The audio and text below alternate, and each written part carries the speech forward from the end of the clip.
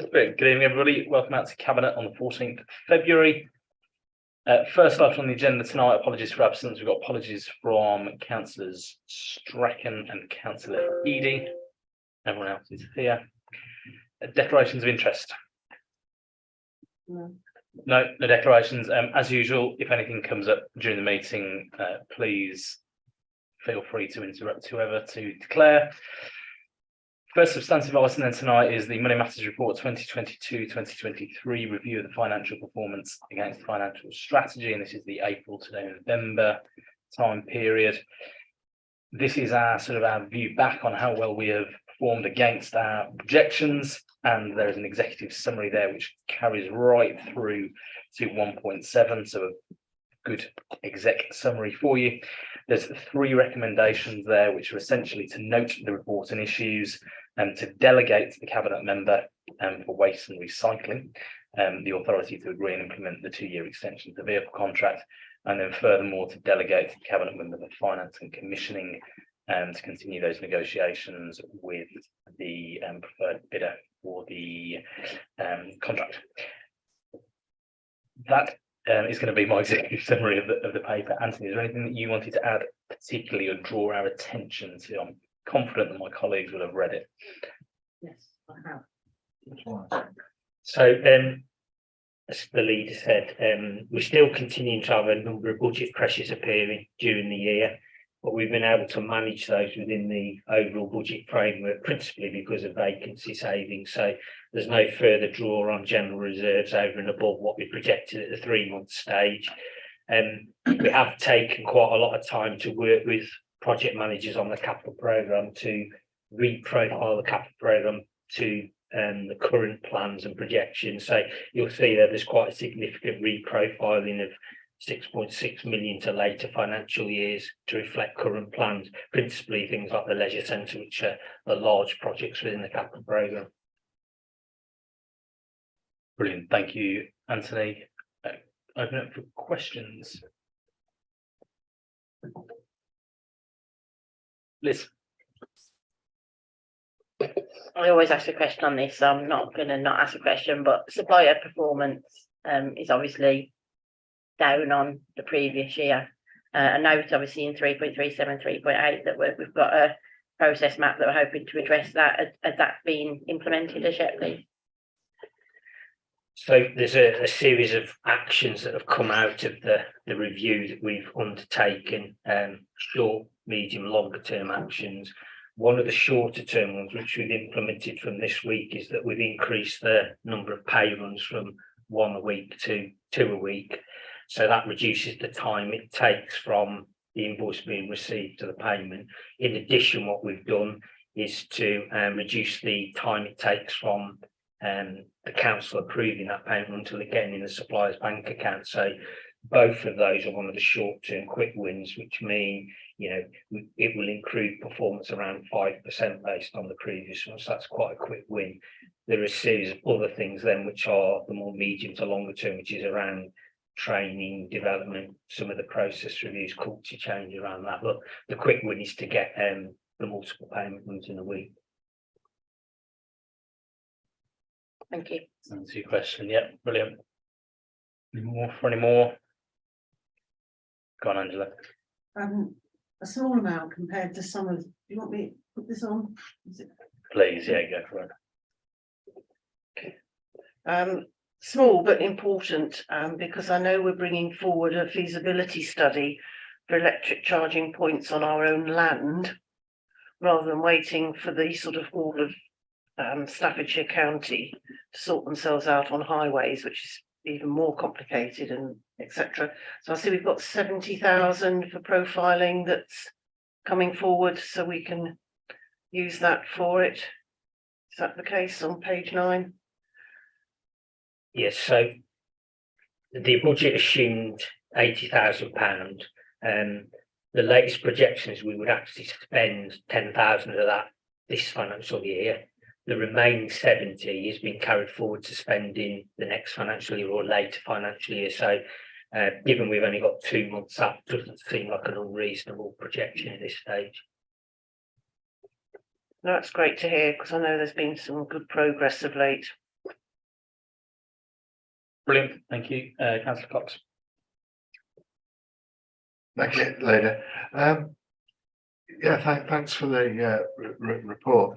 Can you just settle my mind in terms of where we are with pressures of inflationary issues? Because obviously this has got to have a massive impact regards to it, and that we're basically what we're seeing is taking into account possibly the worst case scenario in terms of inflationary figures, although I have to say we haven't got that crystal ball. Yeah, that is a $1 million question. The projections we've built into the current year and the future financial years are based on things like the OBR forecasts. Probably the single biggest element is payroll. So we've assumed an inflation pressure this year based upon the agreed pay award. Next year we've assumed 4%. Now, who knows what that's going to be? You only need that to be relatively small increases above 4%, and that's quite chunky numbers with the payroll. It's realistic at the moment. It could be worse. So my argument would be they're not necessarily the worst case scenario. They're probably prudent, realistic figures at the point in time where we've got information available. Okay. Okay. Any more? No, in which one? 2 in that paper. Take them as a whole. Everyone in favour can indicate. Brilliant. That's unanimous. Thank you. On to the next item then is the medium-term financial strategy. A nice chunky paper here for us all to get into. I'm going to jump straight into the recommendations, of which there are many. In terms of just highlighting items in there, I think we ought to highlight the recommendation that there'll be no increase in the council tax for the coming year. That we are recognising that we need to increase the minimum level of general reserves, currently at 1.6. We're going to increase that to 1.9, which is the minimum level that we'll set it at. The fact that we're putting in a cost of living contingency budget of £50,000 into this next year's budget, and also provisionally for the following year. Obviously, the transfer of the windfall income from the provisional finance settlement, and there is one more, which is the results of the budget consultation, which I just wanted to highlight as well, which have been included at Appendix H, which will no doubt help inform our discussion this evening. Anthony, is there anything particular that you wanted to draw anyone's attention to in that paper or point out? No, I think the recommendations and the summary bring out the key points nicely. Brilliant. Open up for questions on the MTFS for 2023 to 2027.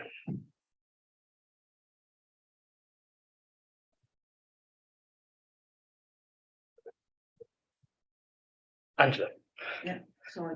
I think it's fair to say, I think having been through the process of the creation of this, most of our answers have probably been formed in the creation of it, but over to you, Angela.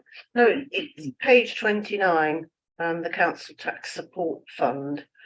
Just to endorse the approach which is proposed, that having been awarded, it's £130,851 to use to give to claimants who are working age and pensioners, and that we're looking to allocate £50 each at this present time, which would give a spend of 85,000. And I support the recommendation to award up to 50 for support initially, and then we look at how we spend the balance. And I agree that it should be used to support those who have limited capability at work on their universal credit. And it does say it's consistent with the proposed banded scheme, because it will be targeted at those that receive less support. And I think once we've given out the £50, we'll know where the greatest need is, rather than sort of max out completely. So I fully support that approach. Brilliant. Thank you, Councillor Lax. Anthony. I should say, actually, there's an addendum that goes with this as well, and an extra recommendation to do with the awarded the business rate relief, so that helps business in the next financial year as well. So there's a delegation in there to Councillor Strachan and Lizzie to award that. It's fully funded, so there's no extra cost to the council. Brilliant, thank you. Councillor.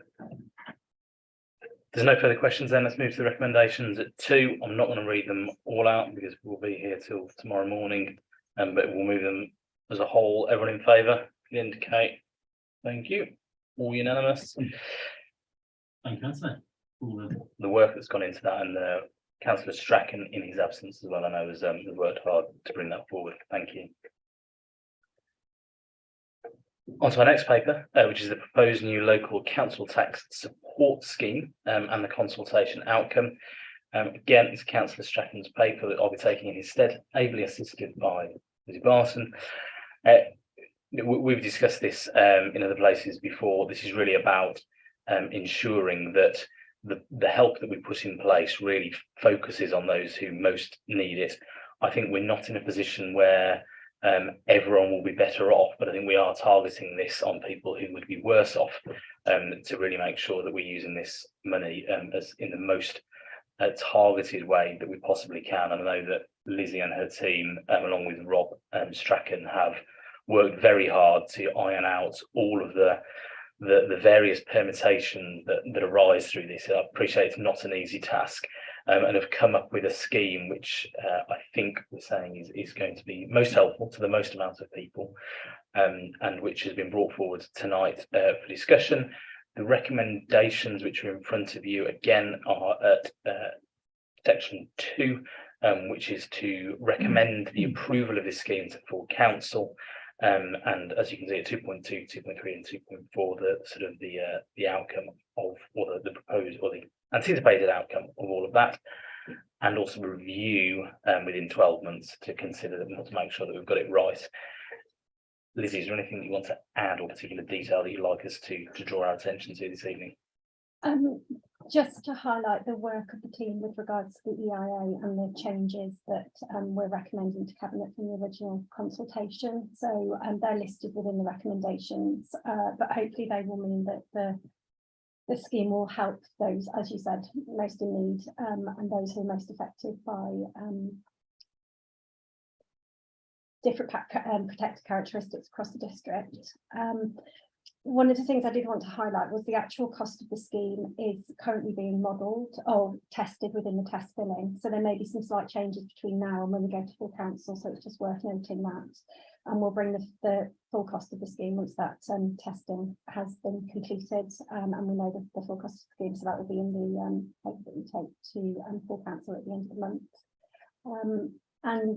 Just to say that, as you said, the scheme aims to help those on the lowest incomes. It removes the need to pay for council tax from those on the very low incomes, and will help to prevent debts that are very difficult to collect from building up, and help us to focus our debt collection activity on those people that can pay, and deliver support to residents across the district during the cost of living crisis that I think will be really welcomed. Brilliant, thank you. Any questions? Councillor Cox. Thank you, Chair.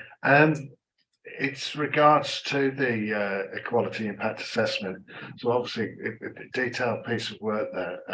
I really just wanted to make sure that we have covered all our areas where this may have an impact, to ensure that we are capturing those that are in need, and we're not prejudicing anybody in doing so at the same time. It's all about equality, but obviously you have to get to that point. So we are satisfied as we've done as much as we can.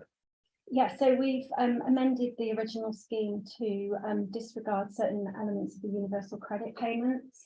So things including disabled child element, the severely disabled child element of the universal credit, and also the carers element. So people that receive those pieces of funding within their universal credit payment will not be disadvantaged, and that income will not be taken into consideration. What we haven't disregarded is limited capability for work or limited capability for work elements. However, what we will be doing is contacting all of those customers, encouraging them where they may be eligible to apply for disabled benefits that would then be disregarded within the scheme. And where they're not eligible, we will have a robust hardship fund in place. So should anyone be particularly negatively affected, we will take them through that hardship fund, which comes out of the collection fund. So we will be able to support them that way. Plus the reference in the earlier report with regards to the additional funding that we now have to give out to residents, we'll be able to use that prudently within that group of residents to try and help them further.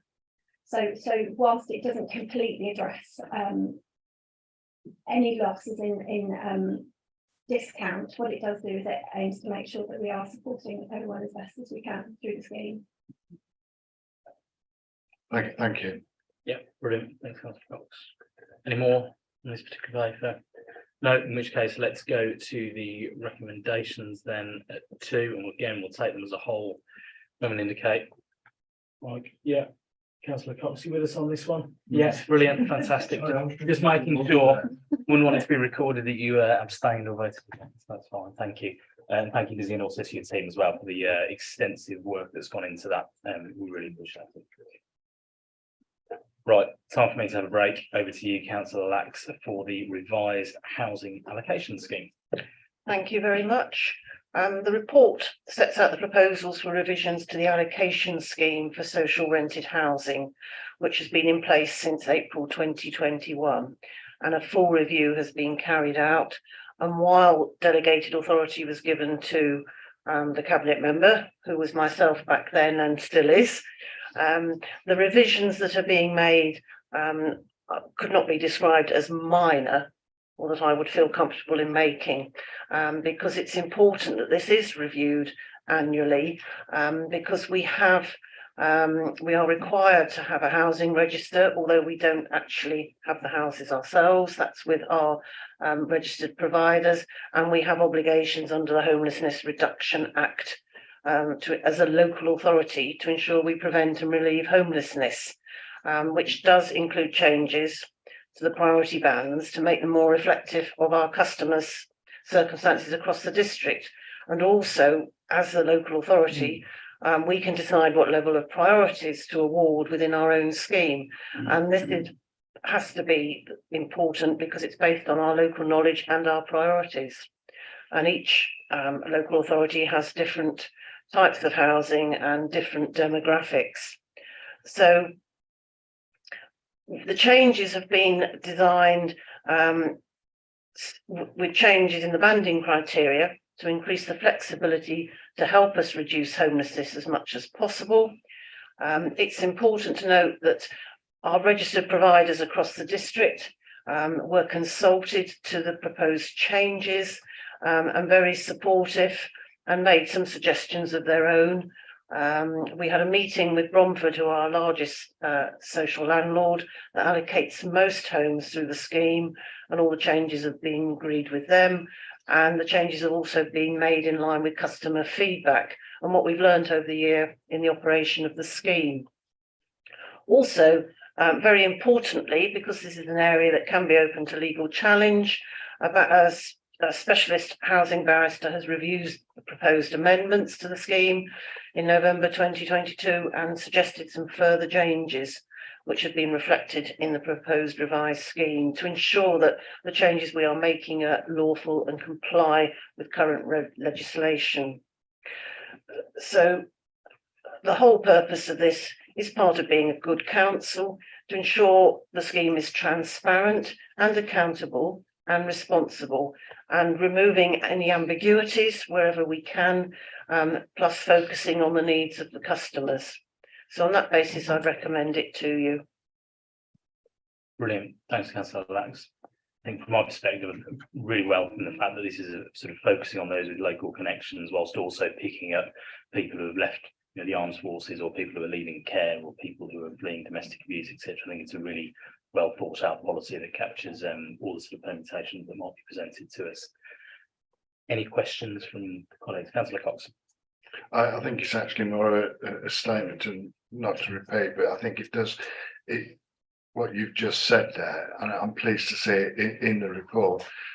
Certainly in terms of the locations for people wishing to stay, to be considered, ex-military and so forth, because they're the ones that really are the ones that I feel that we have a moral duty to ensure that we are looking after. Sustainability towards small villages and communities can only survive on families staying with the families and having that support network. And if they are on the list and there is availability, then I do feel that there should be, certainly that should be considered as the key there, rather than not. But so I do welcome it. I've spoken many years about this, and I'm very pleased to see it come forward. Thank you. Good. Thanks, Councillor Cox. Any more questions or comments on this paper? No, then Councillor Lax, back with you for the recommendations then, please. I propose the recommendations to approve the scheme at 2.1 and to delegate authority to myself, please, if I am still the cabinet member, to approve, or my successor to approve future minor amendments of the scheme if they prove necessary. Brilliant. All those in favour? Thank you very much. Unanimous. Thank you, Councillor Lax. Again. Right, next up on the agenda this evening is the Community Infrastructure Levy, which I'll be taking Councillor Reid's stead. So we all know what SIL is. I think development is always contentious. What isn't contentious is the money that we get from developers to spend on infrastructure for the district. And it just behooves us really, I think, as a council to make sure that we've got a regular cadence of getting that SIL money out back into the community, and making sure that it's not tied up on a spreadsheet somewhere. It really does need to be out there making a difference. The recommendation for us this evening is that we focus, I suppose, on two key items. One is the strategic ambitions and priorities of Lichfield District Council in delivering leisure facilities across the district, including the new leisure centre at Stitchwood Park and additional 3 or 4G pitches in the district. And the other key item there is the £100,000 for Chasetown Football Club, for their development of 3G, 4G football pitches as well, with the new facility that they're building down there. There's further recommendations that we retain the remaining SIL monies for a future bidding round. And again, that's back to my point about making sure we've got a regular bidding cadence to make sure that it's not tied up on a spreadsheet somewhere. And furthermore, that we recommend to Council an update to the MTFS to reflect the decision that we've made here this evening. Any questions on SIL?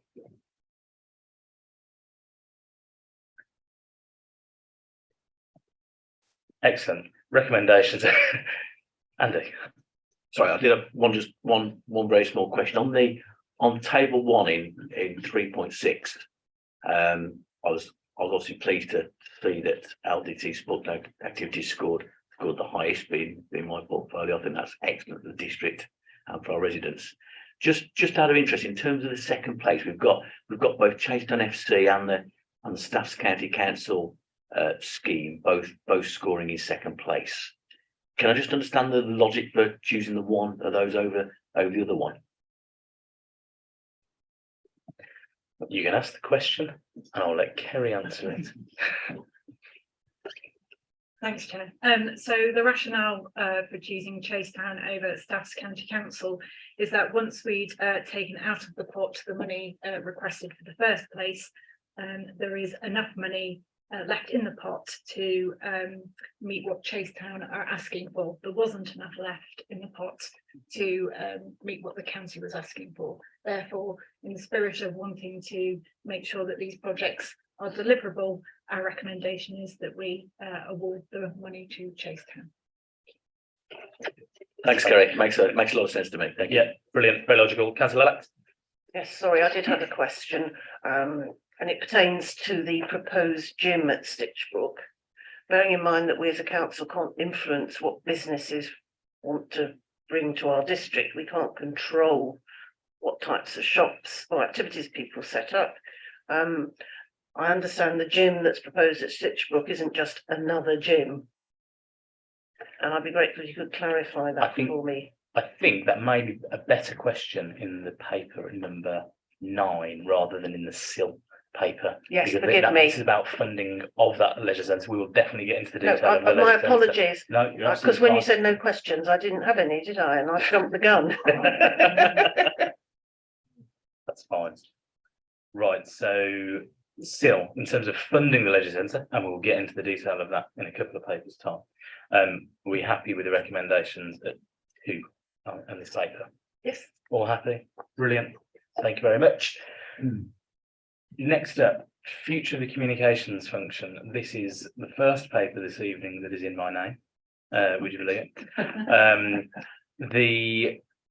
So comms is hard, right? Comms is difficult. Comms is complex, and everybody that you ever know is also a comms professional, whether they're qualified or not. What this paper seeks to do is to put our comms function under the stewardship of our wholly owned trading company, Lichfield West Midlands Trading Services, for a defined period from 2023 to 2028. The rationale being that it gives us a bit more flexibility in ensuring that we've got the right skill set, the right sort of competencies within that organisation to ensure that we are rapidly, or we're able to sort of respond to the rapidly changing environment around us. If you think of what a comms function requires today, it is markedly different from what a comms function needed to do even 5 years ago. Certainly very, very different to what we need to do 10 years ago. This is really about ensuring we've got a flexible facility available to us for our comms function. Really important. I think you can read through the recommendations, etc. The big thing for me is at 3.4 about making sure that we're resident centric. We absolutely have to focus on what's important to our residents. And that means, and I think we've taken tremendous strides over the last few years in being a really transparent organisation. We now broadcast our meetings. We make sure that hardly anything is ever taken in confidential unless it absolutely has to be there. And even then, well, you can see on the papers today, we've taken chunks out and put it into public and just done what we need to in private. And we are being more open, more transparent, more communicative than ever. There's still a long way to go, and hopefully that through this method of putting it into the arm's length company, actually they can take our clear direction and go and crack on with it and make that happen. So the recommendation is at 2.1 and 2.2. So it's to approve the transfer of that function into the subsidiary, and then also to delegate to the Chief Operating Officer, who is at the moment Kerry Dove, the ability to make minor changes to the scope. And I'm sure in the exact same spirit of yourself, Councillor Lax, that if the COO felt they were eking beyond minor changes, then they would come right back here to Cabinet for us to have a look over. Any questions? Councillor Smith. Thank you, Doug. Yeah, I completely agree that 3.4 is one of the most important bits for me, where it's our comms is resident customer centric. But I just wanted to hear that, and I'm sure this is the case, while we're talking about comms, is this including this when for me comms isn't just about press releases and pushing information out of the council when we've done stuff or things have happened. Comms should also be part of the sort of the everyday BAU that we do, business as usual. So for example, if I was to put in an application for a taxi license, for example, yeah, I'd like to realise that along the way of that, it didn't just go dark for 3 or 4, 6 months or whatever. I'm hearing feedback, a bit like when you order pizza from Domino's, yeah, you get constant feedback about what's happening along the way with the workflow of it. I'd like to understand that the comms function also gives us that regular feedback to our customers as well when they contact us in general. Yeah, I'd agree with that. So I think there's the team that would be responsible for that probably won't sit in the comms team, but I think the comms team will have expertise that they can draw down upon to make sure that actually works and then actually happens. So I think we certainly hear frequently, didn't know that was happening over there. We didn't know that's happening over there. And sometimes that's within these 4 walls that we didn't know stuff that was happening. So actually, I think there's as much as external comms, there's the internal comms function, which is vitally important. With district councils, I think, are incredibly wide in the scope of services they provide, but sort of very, very sort of shallow, as it were, in the fact they're very small teams, and so you've got a real broad spectrum doing lots of different things. Really critical to get a really strong internal comms function to make sure everyone's aligned on what they're doing. And so this will be quite right. This isn't about making sure we've got shiny press releases. This is about being genuinely opening up our communication channels wherever those may be. Councillor Lax. Yes, I was going to say that it's picking up on the point. It's not just telling people what we do. And we do lots of things that people don't seem to appreciate. But it's the day-to-day information, the feedback when people are dealing with us. Councillor Smith made the point, where's my planning application got to? Where's this got to? And I think that's all part of it, although it won't sit in the comms, that's the external, but equally they're making the most of the IT and the enhancements that we've brought in and are bringing in to ensure that people can see more about what is happening when they interact with us, which I think is so important. As Councillor Smith said, the pizza, who is it? Well, I said Domino's. I think probably, I don't want to. No, you mustn't mention specific It's not businesses. Approach though, that you can track where you are, like you can track your parcels that are coming to your door. Very good. Councillor Cox. Thank you, Chairman. Do I fully understand that what this may lead in terms of the current website is going to be looked at? Because I think as time has gone on, where we were awarded awards for good website, I think as ever, if you don't really do something initiatively, with it, it becomes old hat, and we need to be progressing.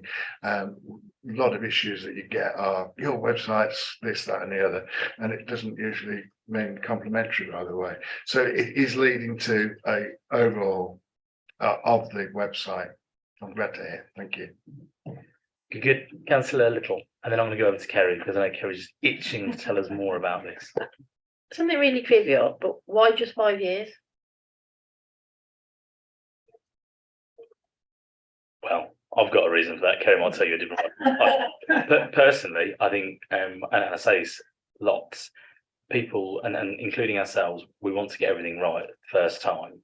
And actually, sometimes you can spend so long trying to get something right that actually it becomes imperfect because you've spent so long trying desperately to get it right. So actually, I think this is a case of stick it into the arm's length company. Let's see if we can get it right. We'll have to tweak around with it. But actually, if it's not working, you wouldn't want to put it in there indefinitely, because I don't think we should be scared of trying things, trying to improve things and push things forward. Equally, we don't want to push it out there and wave goodbye to it forever. Kerry, would you like to come in on that? Thank you, Chair. Yes, absolutely, as you outlined, Chair. It's good to put an initial time period on it, but long enough so that we give it a chance to succeed. I think, as we talked about at Overview and Scrutiny Committee the other week, really important we keep reviewing performance within the first year that it's in there as well, making sure that we are getting the service that we need from that comms function moving forward. Just to respond to some of the comments from other cabinet members, please be reassured, as part of the Being a Better Council strategy, being customer and resident focus is a key priority. As cabinet have said, that isn't just the responsibility of a comms function, it's the responsibility of the whole organisation.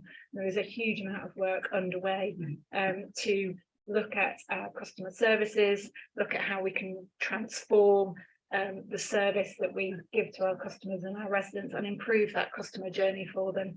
And just to reassure that the website is absolutely something that we are going to be looking at in the next 12 months as well. Thank you. Thanks, Kerry. Any more on this particular paper? I think it'd be prudent to point out that this has been through overview and scrutiny. I think we're pretty challenging in terms of the rationale behind it and the why and the how behind it. I think, bearing in mind the chairman of the ONS is sat at the back of the room, I think it'd be fair to say that broadly supportive but cautious, and I think that probably reflects kind of a Cabinet's approach tonight, that that we see the merit in it. We just need to make sure we stay close to it to make sure it delivers what we need it to do. Can we move into recommendations? Then recommendations at 2.1 and 2.2. Everyone in favour? Get in the game. Brilliant. Thank you. That's unanimous.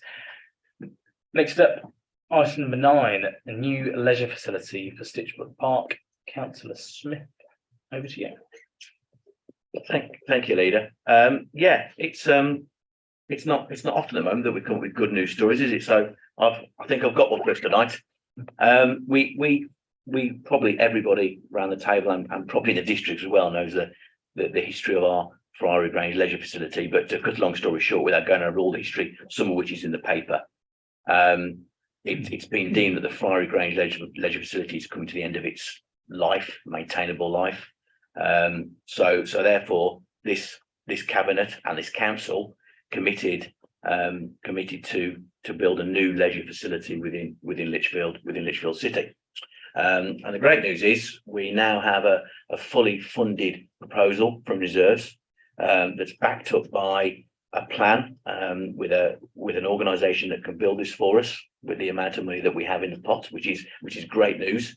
The even better news, and Anthony can go a bit more on this if we need to. The money is not from external borrowing, which is at the moment we all know expensive.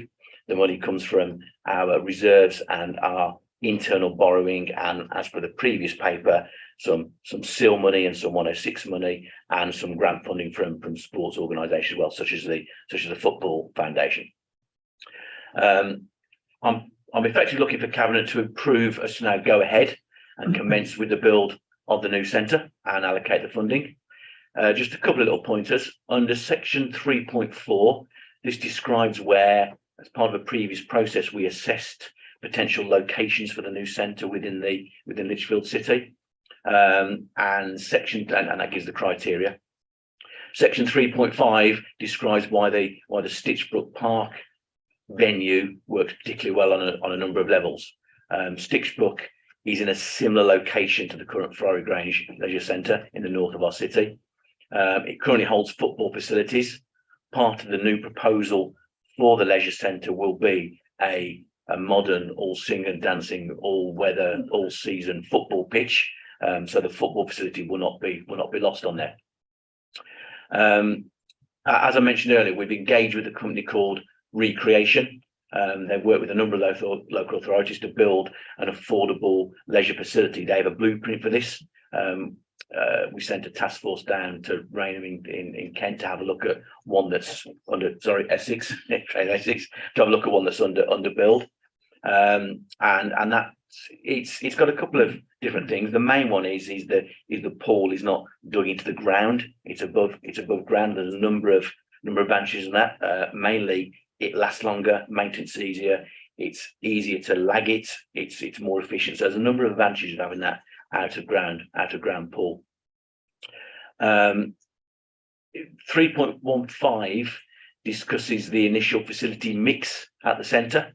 So we're essentially going for the swimming pool, dance studio, gymnasium, 4G pitch, but we are doing what we call a modular design, which means we can add more features later on when funds and the requirement become available. Possibly a sports hall, but I'll talk about that in a second. The specific financial of this will be discussed in a confidential part of this meeting. But at present, we can say that the facility is fully costed both on a capital expenditure and an ongoing revenue expenditure to run the facility afterwards. I think I could go on for a long time, Leader, because I'm very enthusiastic about this, but I think I'll probably just take some questions for now, and then we can go through the recommendations. Brilliant, thank you. You're also joined by John Smith and Sarah Slash, should point out as well. If you get any really hard questions, I do apologise. I'm joined by. They're trying to stay quiet. Questions, Councillor Cox. Thank you, Chairman. I do welcome this for sure. I think it's, as we know, it's long overdue, and we're now going to get there. I just wanted assurances from Councillor Smith, if I may. He made reference, obviously, what's not there in terms of probably a sports hall, but if any, as we go down the line, I'd be very keen to see any community space being made available as well, so the community can actually use it for meetings or whatever. Community spaces are quite valuable, and it also means that it's our community space.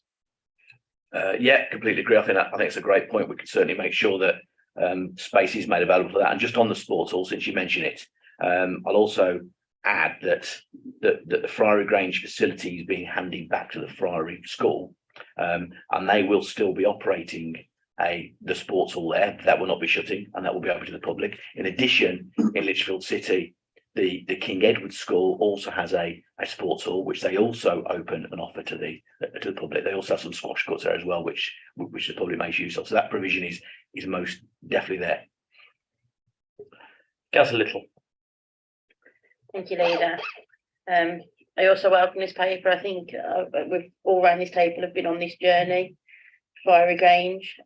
Since this originally came to fruition, I've had a baby who is now 3. So it's been a long time coming, so I do welcome the paper.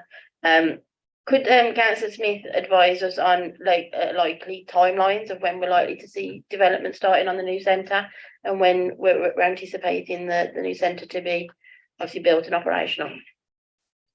Thank you for that, Liz. And to make sure I don't get this wrong, I'm going to ask John to just confirm exactly when that is. Otherwise, I'll say it tomorrow.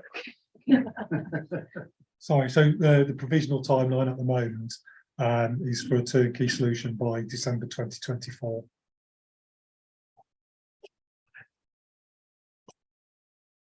There you go, December 2024. Get you some trunks out. Any more? Councillor Lance. Can I rerun my question about the gym and what the equipment will be, and what it will who it will cater for, given we've got several gyms in the district? Yeah, I think that is a good question. It's a point I've raised myself completely, because there are a number of gyms in the district, but there's different types of gyms in the district. So the facility we're going to be offering at Stitchbrook is not just a standalone gym like we see some of these that pop up in the stores and shops, which are great. It's what people want. Yeah, they're for a certain type of audience who they're membership driven, so people have to commit to a direct debit every month, etc.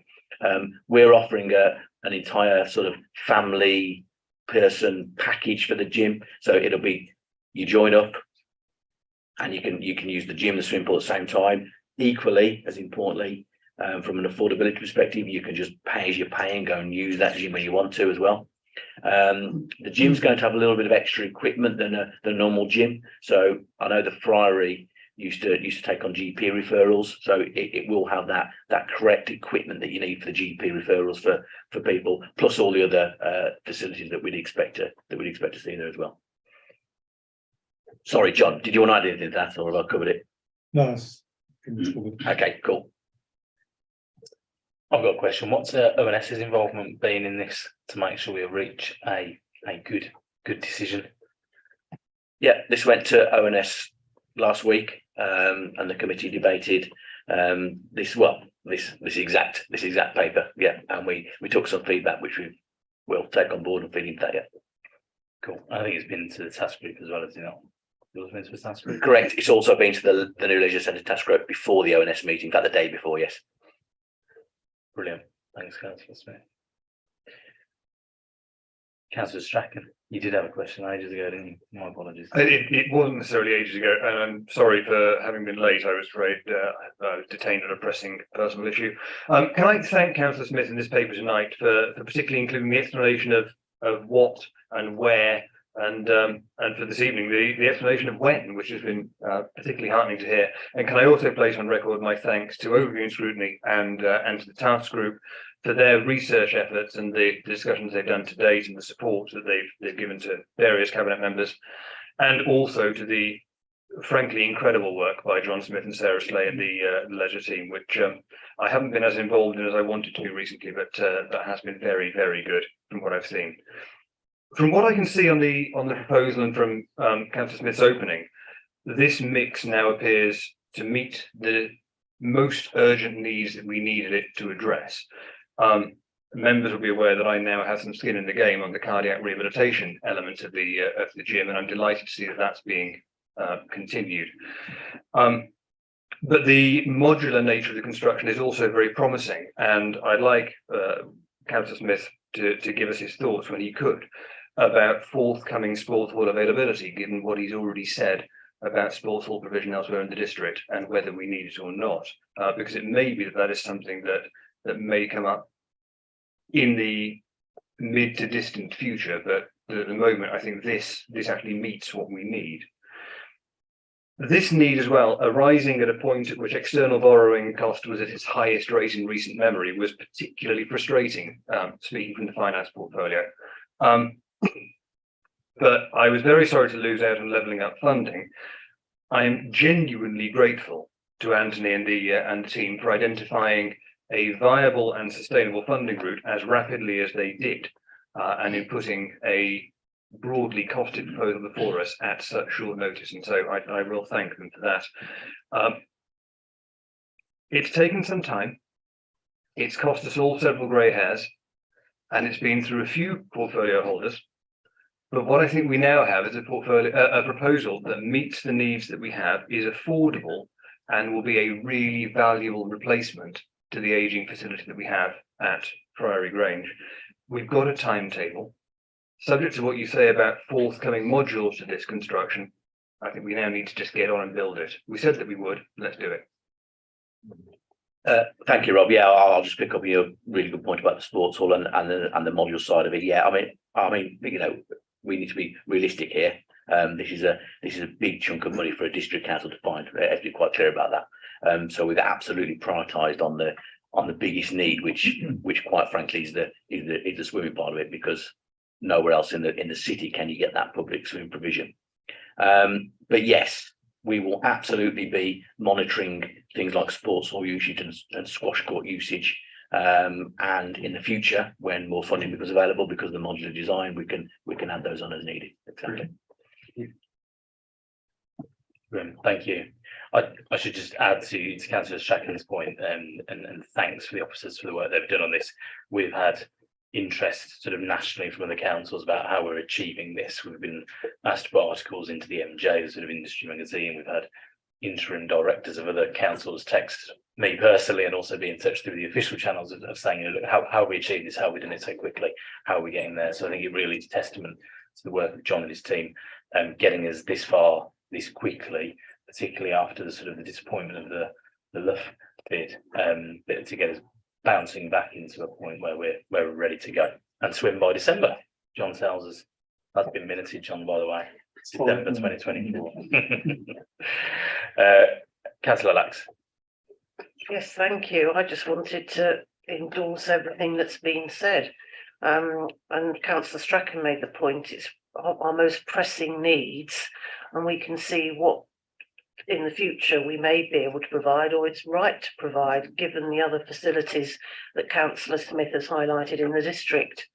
And it's great that we can do this at the present time, given, as Councillor Little said, a few years ago now, we knew the Priory Grange had a limited life.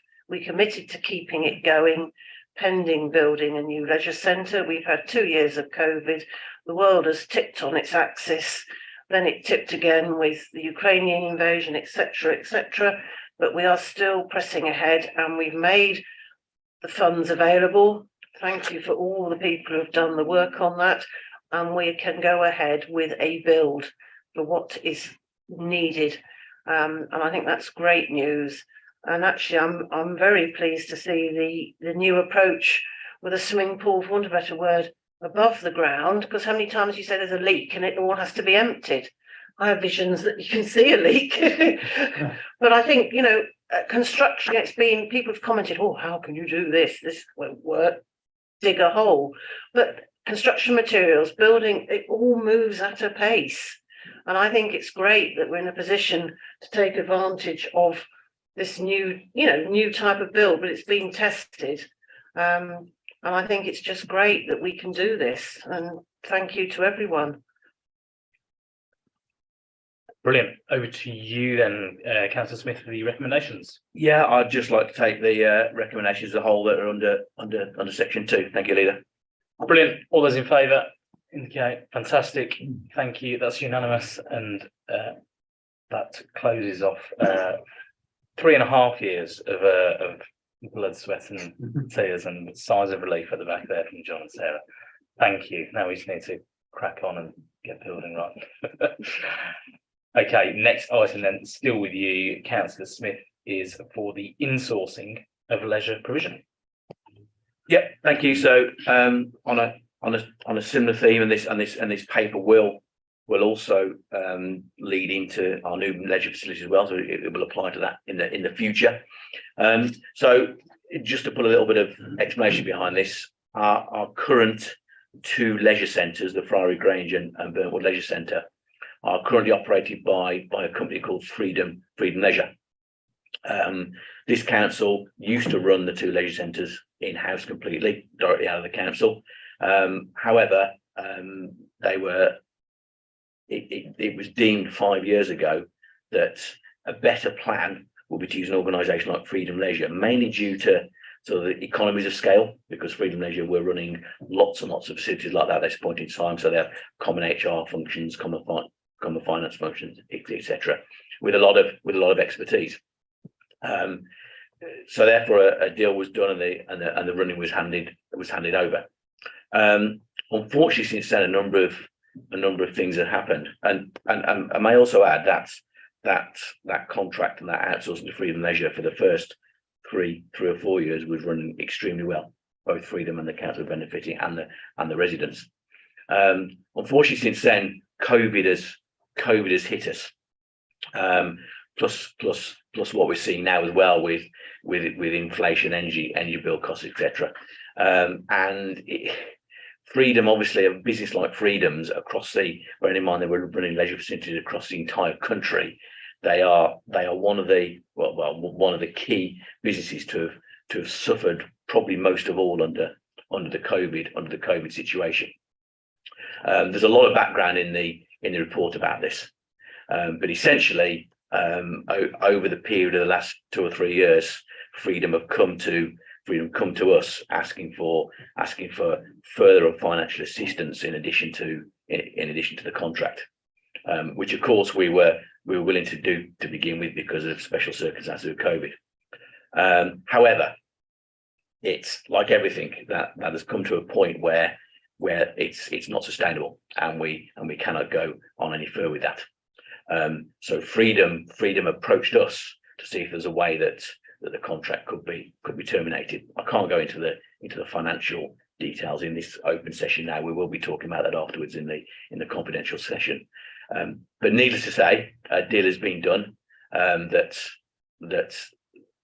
myself, the chief exec, and the leader are happy with, and I like to say the cabinet are happy with that as well.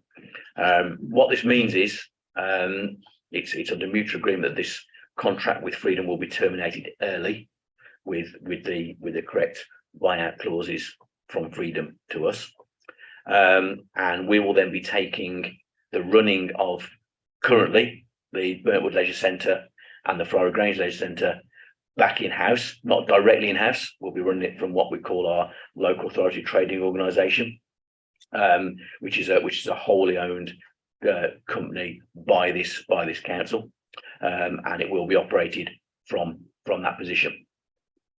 As I say, we'll be discussing the financials of this in a later session, but again, like I did with the other paper, needless to say, this has been fully costed out by our 151 officer Anthony and Councillor Strachan, our cabinet member for finance, fully costed out to make sure, and we've spoken to other organisations to figure out how much it's going to cost us to do it, and we're fully aware of the facts and how much that's going to cost us over time.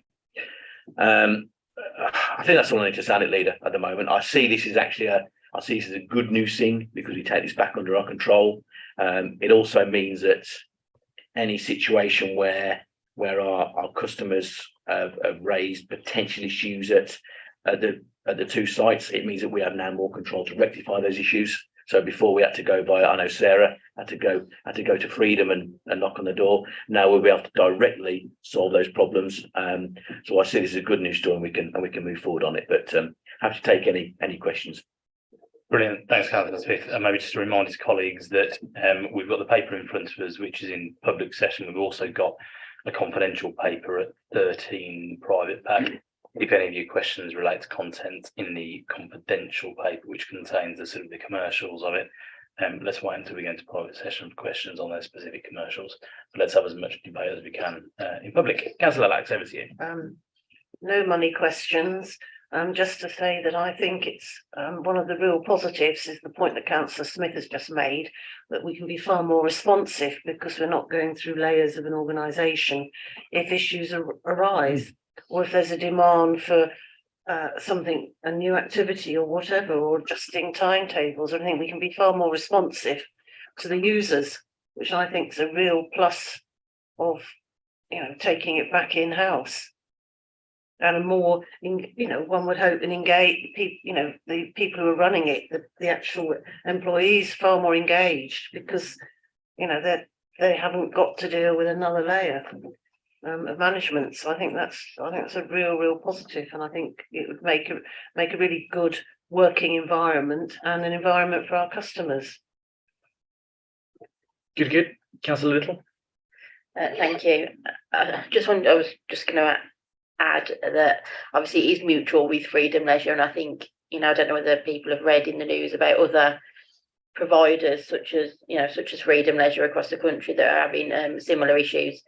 So it is a mutual with Freedom, and it will bring, as Councillor Lax and Councillor Smith has said, easier to deal with for our residents. I for one have had some complaints over the Burntwood Leisure Centre recently, and it's just been a perfect storm really with Freedom, with COVID and then the energy crisis. So but yeah, it is mutual, and it is probably the best thing for the leisure centres. Brilliant. Thanks, Councillor Little. Councillor Cox.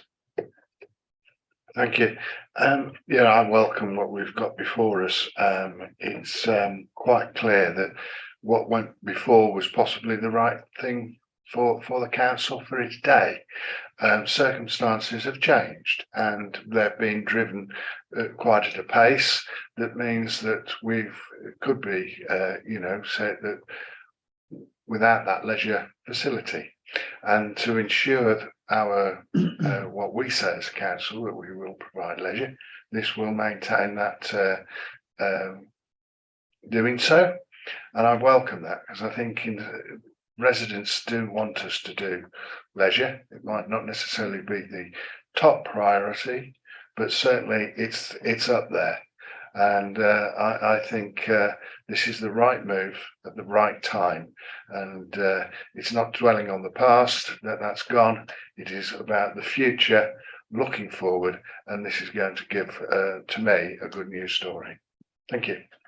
Brilliant. Thank you, Councillor Cox. Councillor Strachan. Thank you, Leader. I wholeheartedly support the proposal. And I think the answer for me came in paragraph 3.22. The point is that this keeps those leisure centres open rather than the alternative options, fully open. It will improve the service rather than facing them subject to cost cutting by a third party, and should allow us to maintain the quality that we expect as a council and hope to provide. The move to the local authority trading company appears to me to make perfect sense. It allows us to be far more fleet of foot. And as Councillor Lax has already said, to respond more rapidly when problems arise, also gives us a far more responsive approach where recruitment issues exist and where ongoing management issues exist. And so this, to me, given the situation we find ourselves in, is now the only sensible course that we can take to maintain that provision. It's the right vehicle to do so, and I'm happy to support the proposal. Thank you, Councillor Strachan.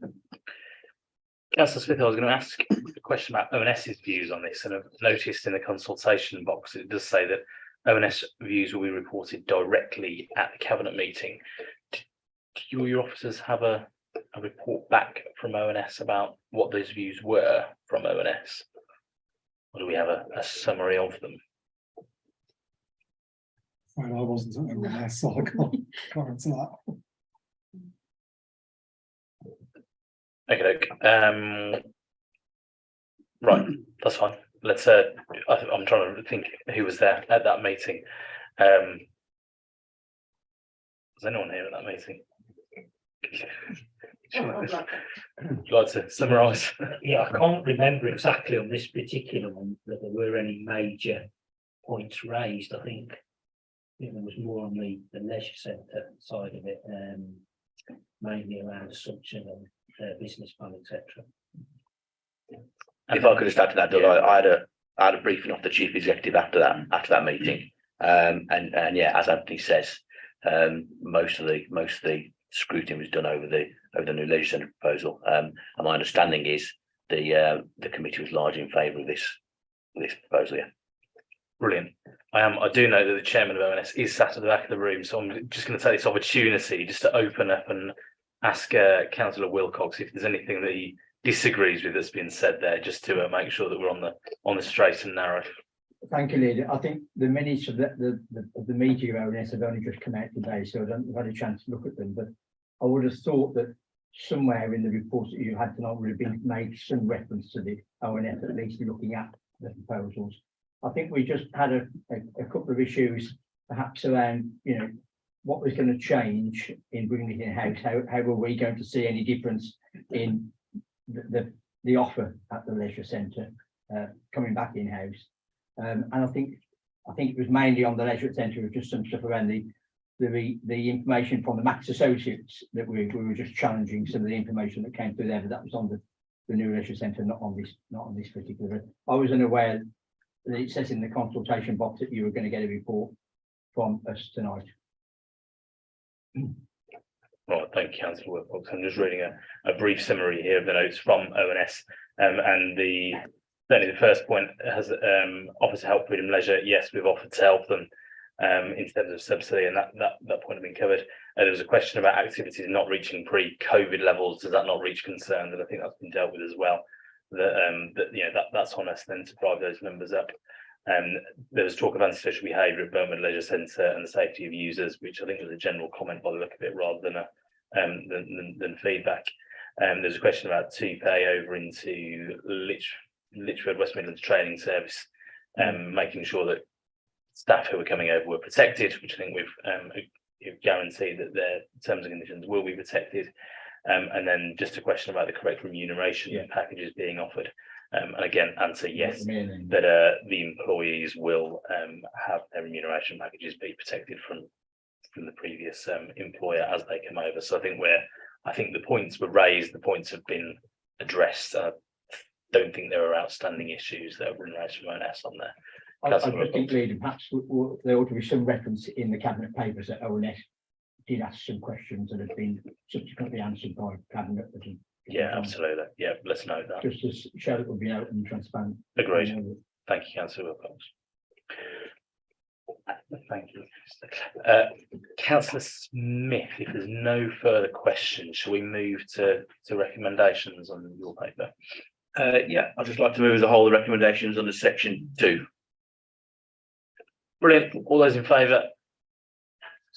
Unanimous. Thank you all. We now move into private session, and I have to read out this blurb about it is resolved that as publicity would be prejudicial to the public interest by reason of the confidential nature of the business to be transacted, that public and press be excluded from the meeting for the following items of business, which would involve the likely disclosure of exempt information as defined in paragraph 3 of part 1 of schedule 12A of the Local Government Act 1972.